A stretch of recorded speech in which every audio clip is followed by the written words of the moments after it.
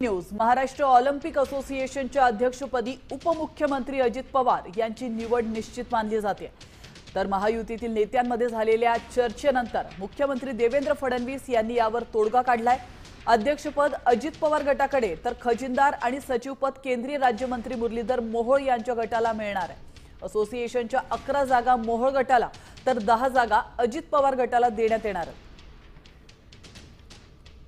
अजितदादा, आम्ही सगळ्यांनी बसून काल हा निर्णय केला की ही निवडणूक ही बिनविरोध करायची आहे, कुठलीही निवडणूक होणार नाही। संध्याकाळी 4 वाजताच मुंबईमध्ये जनरल बॉडी होईल आणि त्याच्यामध्ये अधिकृत या विषयाची घोषणा होईल। आता कोण काय पद काय ह्याला संध्याकाळपर्यंत वाट पाहावी लागेल, पण तुम्हाला ते संध्याकाळी सगळं स्पष्ट होईल।